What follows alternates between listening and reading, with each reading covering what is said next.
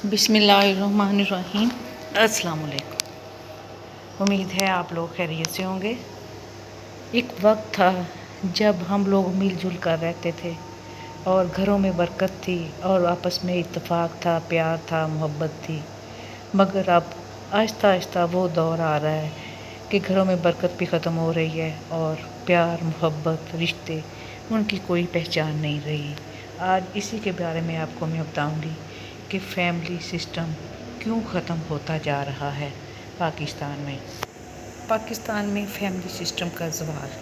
پرانے زمانے میں دادا جی کے کوئی 16-17 بچے اور 4 بیویاں تھیں۔ بچوں میں سے کسی نے بھی اسکول کا منہ نہ دیکھا۔ اردو پڑھنا بھی سپارہ پڑھ کر سیکھا۔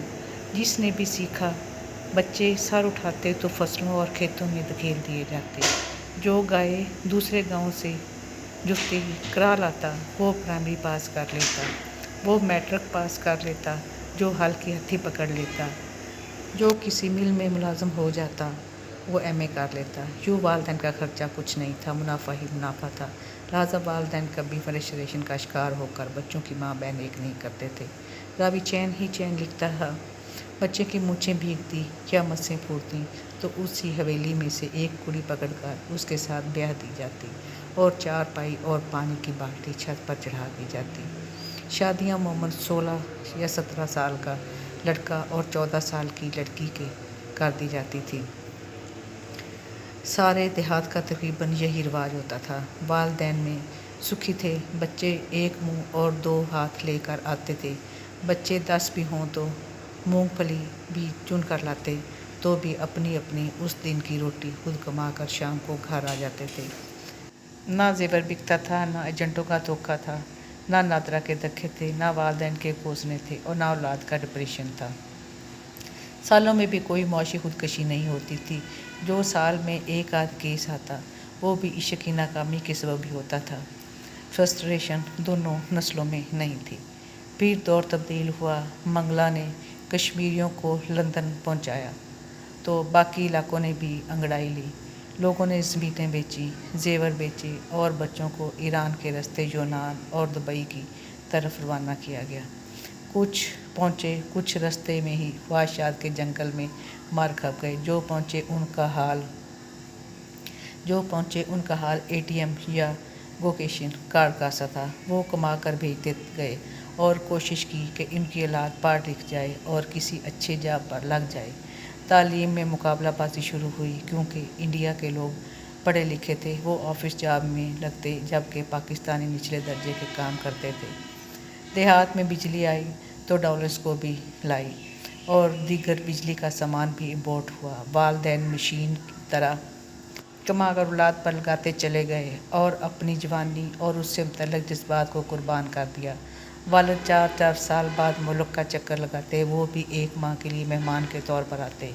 1 ماہ میں بچوں کا کیا پتہ چلتا۔ فاتحہ خوانی پوری نہیں ہوتی تھی کہ چھٹی ختم ہو جاتی۔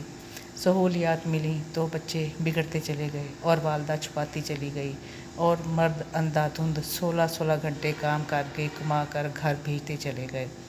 اولاد پر لعن طعن شروع ہوا، اخراجات کا حساب کتاب شروع ہوا، تعلیم کو کوسا گیا۔ اور جب تعلیم کو کوسا گیا اور والدین اور بچوں کے درمیان سخت جنگ شروع ہو گئی، تعلیم دن بدن ٹف ہوتی گئی اور وہ آج سے 40 سال پہلے والی تعلیم نہیں تھی جب انگلش 6ٹھی کلاس سے شروع ہوتی تھی اور میٹرک تک ہمیں انگلش کے حروف ابجد ہی درست کرنا سکھایا جاتا۔ My best friend, my father, hungry fox اور تھرسٹی کرو پر میٹرک ہو جاتی تھی۔ اب انگلش کچی یعنی کہ G1 سے سٹارٹ ہوتی ہے، یعنی کہ G1 سے ہی شروع ہو جاتی ہے۔ بستے بڑے ہوتے گئے اور رشتے چھوٹے ہوتے چلے گئے۔ ساری رات پڑھ کر بھی بچہ پاس نہ ہو تو بھی گھر میں اس قدر ذلیل کیا جاتا ہے، اس کو لٹرلی ماں بہن سے گالیاں دی جاتی، مار اس قدر شدید کہ پڑوسیوں کو چھڑائیں تو چھڑائیں، ماں بھی قریب جانے کی ہمت نہ کرے۔ یوں والدین اور اولاد کے درمیان نفرت کی نادیدہ مگر محسوس دیوار بننا شروع ہوئی۔ رزلٹ کے دنوں میں نہر کے کنارے پلوں پر پولیس پہرا لگ جاتا ہے، کیونکہ ناکام ہونے والے بچے رزلٹ سن کر گھر جانے کی بجائے قبر میں جانے کو ترجیح دیتے ہیں۔ والدین اپنی جگہ خراجات کے گوشوارے दिखाते फिरते हैं और बच्चा अपने जिस्म पर पड़े नील के निशान दिखाता फिरता है। यानी कि इस तालीम की बजाय, उन अखराजात की बजाय कुछ भी ना होता तो वालिदैन औलाद का तल्लुक़ तो कायम रहता। जब हर लम्हा उन अखराजात को कोसा जाता रहे तो वो नासूर बन जाते हैं।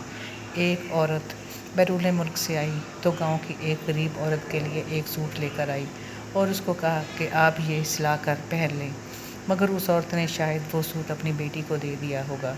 लेकिन ये खातून जहाँ इस गरीब औरत को देखती फ़ौरन पूछती कि मासी वो सूट अभी नहीं सिलवाया, यहाँ तक कि मासी ने उस खातून को देख कर ही रास्ता तब्दील करना शुरू कर दिया। फिर वो उन औकात में उस गली से गुजरती जब इस खातून के रास्ते में मिलने के इम्कानात ना होते या बहुत कम होते। मगर एक दिन सुबह सुबह बेचारी पकड़ी गई और उस खातून ने अभी मासी ही कहा था कि मासी दोनों हाथ जोड़कर खड़ी हो गई, खुदा का वास्ता है, अगर एक सूट मुझे दे ही दिया है तो अब मुझे जीने दो। यही हाल औलाद का होता है कि खुदा का वास्ता है, अगर पढ़ा ही रहे हो तो ये रात दिन का राग फिर भी मत सुनाया करो। सुन सुनकर डिप्रेशन हो गया है। वालिदैन बच्चे में नफ़रत बहुत पहले से भर चुके होते हैं। जब इसकी शादी होती है और वो कमाने लगता है तो वालिदैन से उसका रवैया सर्वमेवी का होता है, जिससे समझा यूँ जाता है कि गोया आने वाली ने कान भरे हैं, वरना हमारा चाँद तो ऐसा नहीं था। अलगर्ज वालिदैन सब कुछ दांव पर लगाकर अपनी जवानी की कुर्बानी देकर सिर्फ अपनी बेइख्तियाती की वजह से बाजी हार जाते हैं। फिर जो बेटे ताबेदार होते हैं, वालिदैन ख्वाहिशात का ऐसा अंबार उन पर डालते हैं कि वो अपने बच्चों के हकूक़ पूरे करने से आजिज़ आ जाता है। यूँ घर के अंदर एक जंग शुरू हो जाती है। जब बीवी अपने बच्चों का हक भी पीछे जाते देखती है, वालिदैन अभी भी यही गर्दान कर रहे होते हैं कि हमने इतना लगाया है और इतना खपाया है, लिहाजा सब कुछ हमारा है। और हदीस कोट की जाती है कि तू और तेरा माल तेरे वालिद के हो, जबकि शरीयत में औलाद की मौजूदगी में छठा हिस्सा वालिद का है और छठा हिस्सा माँ का है। बीवी को 8वां हिस्सा मिलता है और बाकी सब औलाद का होता है। मगर इस हदीस को बयान करके औलाद का हक भी मार लिया जाता है। वालिद साहब बेटियों की शादी के लिए 10 लाख और 18 लाख मांगते हैं। प्लाट और मकान की किस्तें अलग हैं। गोया पूरी कोशिश की जाती है कि कमाने वाले बेटे को हैंड टू माउथ रखा जाए और वो अपनी बीवी और बच्चों का कुछ भी ना बना सके। बेटा अपने बच्चे पाकिस्तान भेज कर वालिदैन के तकाजे पूरे करे तो वहाँ उसके बच्चे बीमार हो जाएं तो कोई अस्पताल लेकर जाने वाला ना हो और ना ही उनका कोई रवादार होता है। बेटा प्यारा है और उसकी बीवी और औलाद से दुश्मनी है। बेटा ज़हनी मरीज़ बन जाता है, वालिदैन उसका पाकिस्तान में है और औलाद उसकी हिंदुस्तान बना दी जाती है, जिनकी खिदमत कर करके वो वालिदैन का गद्दार करार पाता है। पाकिस्तान जाना है तो घरेलू सियासत से माहौल को आलूदा कर दिया जाता है। ऐन उस वक्त जब खाना लग चुका है, बच्चे बैठे हुए हैं कि बहन या भांजी का फ़ोन आ जाएगा कि खाना हमारे साथ खाना है, और वो भी सब कुछ लगा लगाया बच्चों के सामने पड़ा रह जाता है और वो भांजियों के साथ खाना खाने चला जाता है। बीवी अपना समूह लेकर रह जाती है और बहन भाई को घर बुलाकर बगले बजा रही होती है और इस दंगे को, इस सियासत की कोई समझ नहीं लगती। इस औलाद में भी फुफ्फो और चाचू और दादा दादी के ख़िलाफ़ नफरत बढ़ती चली जाती है, जो अमूमन ये समझा जाता है कि उनकी माँ भरती है, जबकि असल में बाप और ददियाल का रवैया उनमें जहर भरता जाता है। अब जब बारी आती है रिश्ते करने की तो फिर एक दूसरे के यहाँ रिश्ते करने का इम्कान ख़त्म हो चुका होता है और दोनों फरीक रिश्ते बाहर ढूंढते फिरते हैं। दादा दादी अपनी ही औलाद को एक दूसरे का इस कदर दुश्मन बना देते हैं, अपनी सियासत की वजह से कि मज़ीद रिश्तेदारी मुमकिन ही नहीं रहती। हर फरीक दूसरे से बदता है कि ये मेरी बेटी से बदले लेगा, और एक फरीक कहता है कि उन्होंने पहले मेरा शौहर वर्गलाए रखा था और अब मैं अपना बेटा उनके सुपुर्द नहीं कर सकती। मेरे शौहर को तो सारी ज़िंदगी इन्होंने काबू में रखा और मैं अब अपना बेटा कैसे उनके सुपुर्द कर दूं। अलगर्ज पाकिस्तान में बरादरी सिस्टम सिर्फ शनाख्ती कार्ड में बाकी रह गया है, अमली तौर पर अपना वजूद खोने के करीब तर है। जागो इंसानों जागो, ये सोचो कि हमारा फैमिली सिस्टम क्यों ख़त्म हो रहा है। जब फैमिली सिस्टम था तब रिश्ते नाते सब करीब थे, एक दूसरे का एहसास था। जैसे जैसे फैमिली रिश्ता ख़त्म होता गया, सारा कुछ ख़त्म हो रहा है।